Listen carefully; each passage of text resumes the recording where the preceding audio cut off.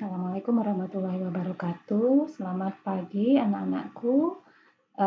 Kita kembali belajar di pertemuan ke-11 ini.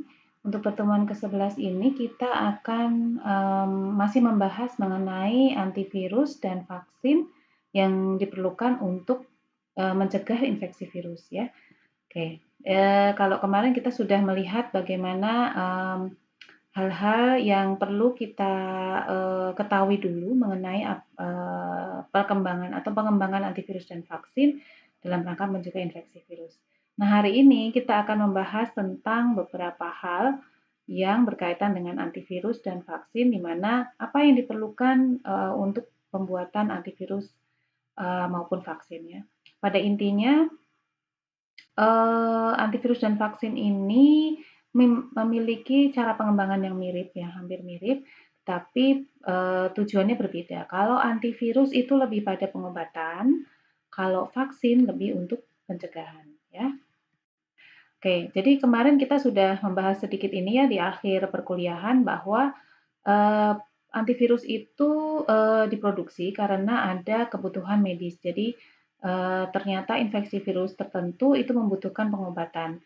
Sehingga dilakukan beberapa analisis bisa berdasarkan sel atau mekanisme based screens dan ditambahkan dengan screening secara in silico. Jadi kita melakukan riset baik secara basah ya dengan menggunakan sel atau mengetahui mekanisme metabolisme yang ada di dalam virus tersebut, maupun juga kita melakukan penelitian secara kering, artinya kita menggunakan metode in silico, menggunakan bantuan komputer. Jadi kedua cara penelitian ini bisa digunakan untuk mendapatkan senyawa aktif atau senyawa yang sangat berpotensi untuk menjadi antivirus. Nanti kalau sudah didapatkan kandidat obat, dilakukan beberapa uji seperti farmakologi pada hewan, toksikologi, dan sebagainya. Kalau sudah lolos pada uji di hewan, kemudian dilanjutkan dengan uji klinis. Nah, uji klinis ini masuk kepada uji pada manusia. Jadi proses pemilihan senyawa antivirus itu kita harus melihat kira-kira senyawa apa yang sesuai untuk bisa menghambat virus tersebut. Kalau sekarang dengan perkembangan biologi molekuler, maka kita bisa melakukan screening gen yang berperan dalam perbanyakan virus, baik pada virus maupun inangnya. Dan kemudian gen-gen ini dipakai untuk memilih atau men-screening senyawa-senyawa apa yang kira-kira berpotensi untuk menghambat perbanyakan virus. Kemudian setelah itu juga bisa atau screening itu juga bisa dilakukan pada senyawa-senyawa yang bisa mempengaruhi target virus seperti enzim. Misalkan enzim tertentu bekerja pada protein yang dihasilkan oleh virus. Nah, misalkan di sini ada gambar kalau ada protease yang bisa memotong protein menjadi insoluble dan soluble. Nah, kemudian dilihat protein solublenya ini berapa konsentrasinya. Nah, dari sini diketahui. Jadi ternyata senyawa ini berperan ada senyawa ini berupa enzim. Ternyata enzim ini bisa mempengaruhi kelangsungan hidup virus. Nah, sehingga senyawa ini bisa digunakan. Nah, metode riset menggunakan cara seperti ini merupakan uji yang berdasarkan mekanisme perbanyakan virus atau mekanisme based assay. Jadi kita melihat kira-kira ada nggak ya senyawa yang selain bisa menghambat perbanyakan virus juga menghambat hal-hal yang berperan dalam kelangsungan hidup virus tersebut, misalkan berperan pada enzim tertentu yang dihasilkan oleh virus dan sebagainya. Atau juga senyawa-senyawa yang berperan dalam menghambat reseptor permukaan virus dan aktivator proses transkripsi dari virus dan lain-lain. Ini ada juga screening senyawa menggunakan bantuan sel seperti sel bakteri. Kenapa sel bakteri? Karena sel bakteri itu adalah sel yang sangat mudah ditumbuhkan, kemudian bisa diperbanyak atau ditumbuhkan dalam waktu yang singkat, mediumnya juga murah ya. Jadi biasanya penelitian bisa menggunakan sel bakteri. Nah, walaupun ini melihat senyawa antivirus, tetapi kita juga bisa menggunakan sel bakteri. Metodenya dinamakan cell-based screening. Jadi di gambar ini, pada gambar kiri atas ya, di situ ada sel bakteri, ada daerah di luar sel dan di dalam sel. Kemudian pada membran sel itu terdapat beberapa protein. Nah, proteinnya itu memiliki bagian dari virus ya. Jadi kita sengaja melakukan suatu modifikasi pada protein membran bakteri ini ya, sehingga protein ini mengandung eh, eh, apa sekuen-sekuen atau gen atau protein yang berperan dalam yang ada pada virus. Jadi maaf, saya ulang ya. Jadi sel-sel bakteri ini di permukaan selnya atau di membran selnya terdapat beberapa protein, di mana protein-protein ini memiliki daerah-daerah protein khusus virus ya. Jadi kalau kita masuk ke gambar yang kiri bawah, di situ ada, kalau ada enzim protease, di situ tertulis HIV protease.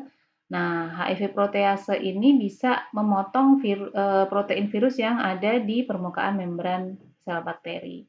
Oh ya, ini saya sampaikan, kalau tadi proteinnya masih utuh seperti gambar kiri atas, itu bakterinya sifatnya resisten, artinya proteinnya kan masih intact, masih utuh ya, jadi tetrasiklin atau antibiotik itu tidak bisa membunuh bakteri. Nah, kalau setelah dipotong dengan HIV protease, nah kita lihat di gambar kanan atas, itu terlihat proteinnya itu terpotong sehingga tidak utuh lagi. Oleh karena itu terjadi proses masuknya tetrasiklin masuk ke dalam sel bakteri, sehingga sel bakterinya menjadi mati. Nah, ini terlihat dari koloni yang tidak terbentuk pada medium tumbuh bakteri di gambar kanan atas ya, tidak ada koloni. Karena mediumnya kita tambahkan dengan tetrasiklin.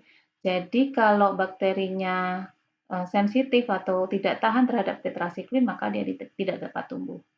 Nah, misalkan kita punya senyawa yang bisa menghambat enzim protease virus tadi ya. Jadi kita masukkan tuh senyawa yang kita duga dia bersifat antivirus. Nah, di sini di gambar kanan bawah, nah itu ada senyawa yang berwarna merah ya.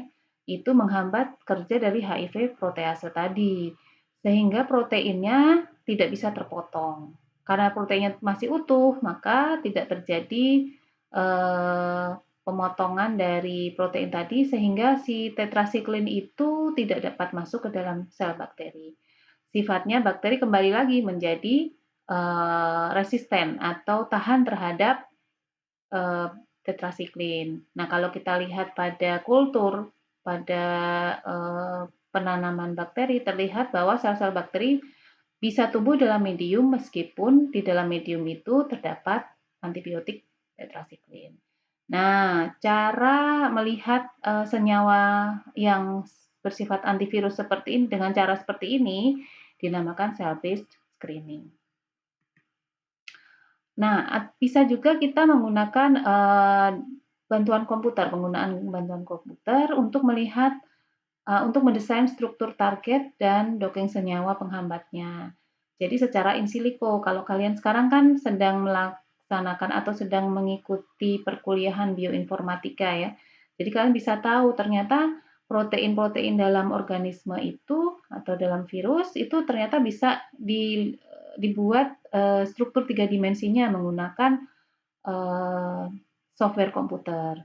Nah, untuk riset mengenai senyawa antivirus juga bisa menggunakan hal yang sama, tetapi ini lebih diperkaya lagi dengan cara misalkan melihat protein apa yang bisa menjadi target si antivirus tadi. Kemudian juga kita bisa menduga-duga juga bisa membuat model antivirusnya dalam bentuk 3 dimensi, kemudian kita pasangkan ke dalam si struktur 3 dimensi dari protein targetnya tadi. Jadi docking. Jadi, men me apa, bukan mengira-ira ya, jadi memprediksi, daerah target mana yang sesuai untuk antivirus ini, atau antivirus ini bisa bekerja pada daerah target mana dari protein, targetnya tadi. Jadi kalau di sini ligand, itu tertulis ligand di gambar ya, itu adalah si antivirusnya. Nah, antivirusnya itu bisa melekat pada, HIV protease ternyata. Nah, di situ pada daerah tertentu. Nah, kalau dibolak-balik, oh ternyata ligandnya cukup bagus untuk menghambat, eee, kerja dari HIV protease. Nah, ini sangat kalau riset atau, analisis menggunakan bioinformatika seperti ini sangat, menghemat waktu dalam penelitian. Jadi sekarang ini penelitian untuk pemilihan senyawa antivirus atau vaksin atau hal-hal yang lain, sangat banyak menggunakan, analisis bioinformatika. Nah, kalau kalian sudah tahu beberapa cara untuk men-screening atau untuk, memilih senyawa yang bersifat antivirus, kalau sudah didapatkan, lalu apa yang akan dilakukan? Dan di sini ada jangka waktu yang diperlukan untuk menghasilkan antivirus sehingga dapat diproduksi dan dipasarkan ke masyarakat. Jadi setelah senyawanya tadi didapat, baik dengan mekanisme cell based assay, mekanisme based assay, atau melihat gen yang berpotensi atau dengan bioinformatika. Nah, kita bisa melakukan uji terhadap sel dulu, sel yang sengaja ditumbuhkan, kemudian kita berikan senyawa yang kita duga sebagai antivirus. Kalau di sini digambar diperlihatkan bahwa kita bisa saja mendapatkan senyawa aktifnya itu sampai 100.000 senyawa dari beberapa tanaman misalkan. Nah, 100.000 senyawa ini kita uji di sel. Kira-kira dia memang bisa menghambat virus enggak? Nah, ternyata dalam prakteknya tidak semua senyawa yang menjadi kandidat antivirus itu bisa menghambat virus ketika kita uji di dalam sel. Ya, jadi ada yang reject atau ada yang tidak bisa menghambat virusnya. Dari 100.000 itu ternyata cuma cuma 90% yang bisa menghambat virus, menghambat virus dalam uji di sel. Nah, yang 90% ini kita uji lagi, diuji di toksisitasnya di sel juga. Nah, kira-kira dia bersifat toksik nggak terhadap sel? Nah, ternyata dalam prakteknya dari 90.000 senyawa ini hanya 50% yang bersifat non-toksik pada sel, jadi sisanya rejected. Nah, bisa dibayangkan, dari 100.000 turun menjadi sekitar 500 nyawa, itu sangat banyak ya. Kemudian yang lolos uji ini masuk ke uji pada hewan untuk dilihat efek antivirusnya. Nah, ternyata ada juga yang tidak bisa menghambat, kalaupun di sel bisa, ternyata di hewan tidak bisa ya. Kenapa seperti itu? Ya, karena ada beberapa hal di dalam sel hewan yang berbeda dengan sel yang sengaja ditumbuhkan di laboratorium ya. Kalau di sel itu kan in vitro ya. Kalau ini in vivo di dalam hewan. Jadi ada mekanisme yang mungkin berbeda. Nah, kalau lolos dalam uji hewan, kita uji toksisitasnya. Kalau pada hewan, kira-kira dia bersifat toksik nggak ya? Kalau bersifat toksik, kemungkinan besar di manusia juga bersifat toksik. Jadi, kalau antivirus tadi bersifat toksik atau racun pada hewan, maka di-reject, ditolak. Nah, yang tidak bersifat racun terhadap hewan diuji lagi. Diuji lagi langsung ke manusia ya, setelah sel sudah, di hewan sudah, kita masuk in vivo pada manusia. Sama sifatnya ya, sama tahapannya. Dilihat dulu antivirus sifat atau efek antivirusnya dan dilihat juga kira-kira dia bersifat toksik nggak pada manusia. Nah, setelah itu kalau lolos baru diuji lagi, baru dimasukkan ke dalam proses pendaftaran ke Badan POM atau beberapa badan apa ya, WHO juga bisa ya, karena ini kan harus diberikan kepada manusia. Jadi setidaknya ada proses persetujuan dari WHO juga. Nah, kira-kira dari 100.000 senyawa yang tadi kita dapatkan, ternyata mungkin hanya satu atau 5 senyawa yang benar-benar lolos uji. Dan itu waktunya cukup lama, sekitar 10 sampai 15 tahun. Nah, bisa dibayangkan suatu riset mengenai antivirus ketika mulai riset sampai diproduksi atau dipasarkan, didaftarkan, disetujui oleh WHO, membutuhkan waktu yang sangat lama, ya.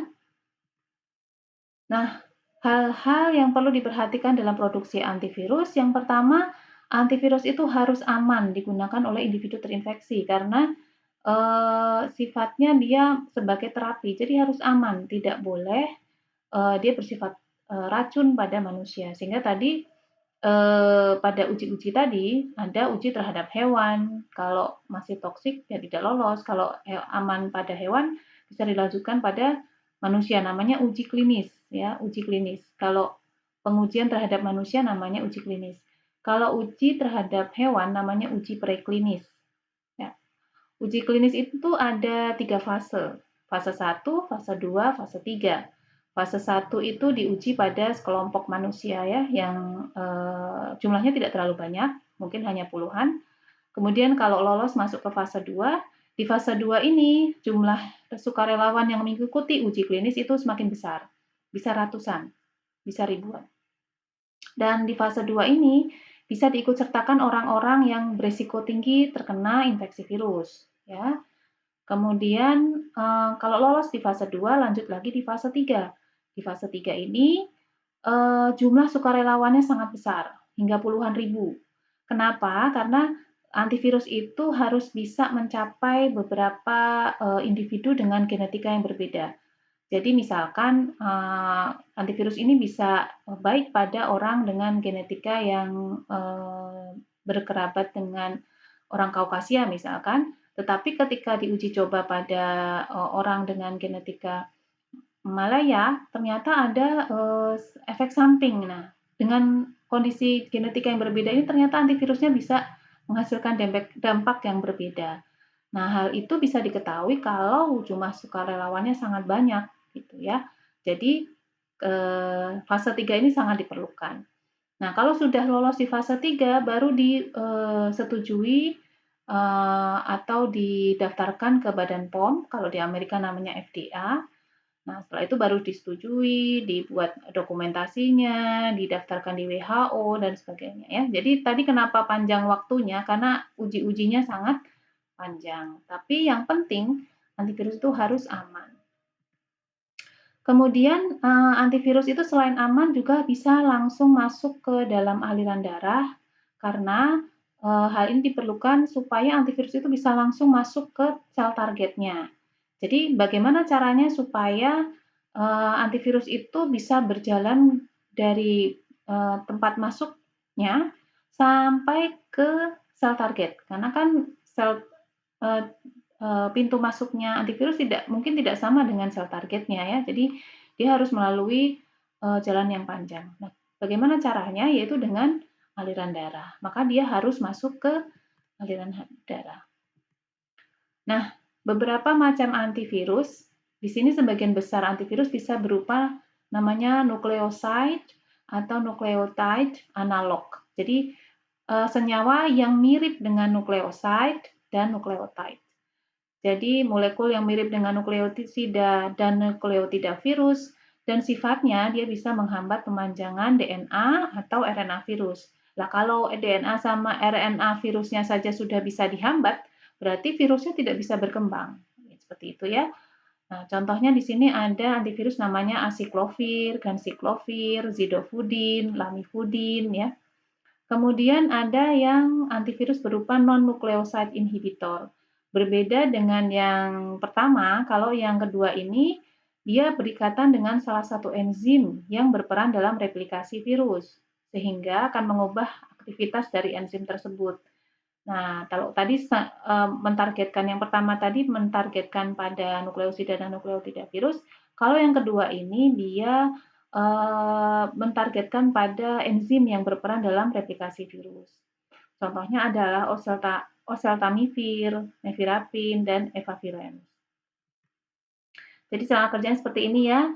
Kalau yang bahkan yang atas, yang tanda panah ke atas, itu kalau proses pemanjangan replikasi DNA atau RNA biasa ya, itu, dia akan memanjang kalau ada enzimnya.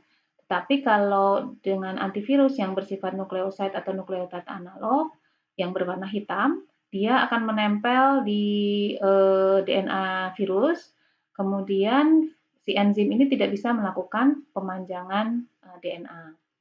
Nah, kalau yang non-nucleoside inhibitor, ya yang warna hijau itu sifatnya adalah si antivirusnya, kemudian dia menempel pada enzim namanya reverse transkriptase, sehingga reverse transkriptasenya ini tidak bisa mengubah DNA menjadi mengubah RNA menjadi DNA, ya. Nah, ini penting untuk perkembangbiakan virus HIV misalkan ya. Jadi dia bisa mengubah dari RNA menjadi DNA. Nah, kalau enzimnya saja tidak bisa mengubah, ya berarti genomnya si virus tidak bisa diperbanyak, ya akhirnya virusnya mati juga ya. Jadi kalau pada HIV misalkan antivirusnya itu bisa menghambat beberapa aktivitas siklus virus, mulai dari attachment-nya, kemudian fusinya, kemudian proses transkripsi balik atau reverse transkriptasinya dengan menghambat enzimnya ya, kemudian proses integrasinya atau proses penggabungan genom virus dengan genom manusia dihambat juga di situ, dan juga bisa menghambat enzim namanya protease. Nah, protease ini penting dalam pemotongan protein-protein virus. Nah, kalau tadi adalah mengenai antivirus. Itu lalu bagaimana dengan vaksin? Nah, coba kalian buka lagi mata kuliah imunologi yang membahas mengenai vaksin. Jelaskan beberapa cara atau metode pembuatan vaksin. Apa keunggulan dan kekurangan dari masing-masing metode? Berapa waktu yang diperlukan kira-kira untuk menghasilkan suatu vaksin? Demikian ya. Jadi tidak akan banyak saya bahas di mata kuliah ini, tetapi kalian bisa mengulang lagi materi dari imunologi. Demikian, mudah-mudahan cukup jelas. Apabila ada yang perlu ditanyakan, silahkan ditanyakan di forum diskusi, bisa juga menghubungi saya. Demikian, wassalamualaikum warahmatullahi wabarakatuh.